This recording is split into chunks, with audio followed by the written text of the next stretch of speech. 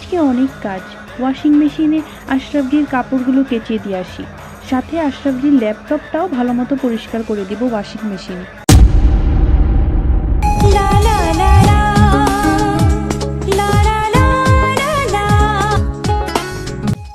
আশরাফজি সেদিন বলেছিল তার শার্টের কলারটা ভালো মতো পরিষ্কার হয়নি, তো আমি ভাবলাম ওয়াশিং মেশিনে দিয়ে আমি না হয় শার্টটা কেচে দিই। যদিও আমাকে অনেকেই বারণ করেছিল ওয়াশিং মেশিন চলাকালে যেন ওয়াশিং মেশিনে হাত না দিই, আর তার উপর ওয়াশিং মেশিন চালালে কি কেউ আবার নিজে থেকে কাপড় ধোয়? আমি যে এত কষ্ট করি কেউ বুঝেই না। এর মাঝেই মনে এলো অনেক দিন যাবৎ আশরাফজির ল্যাপটপটা ময়লা পড়ে আস্তর হয়ে গেছে।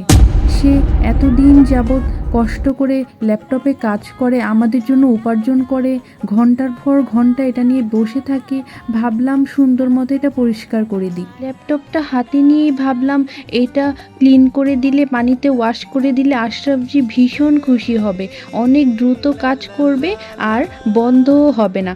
তাই হাতে একটু আদর করে মেশিনের ভিতরে পানি চলা অবস্থায় দিয়ে দিচ্ছিলাম। বাস সুন্দর মতো ওয়াশ হতেই যাবে অমনি কে যেন পিছন থেকে ডাক দিল।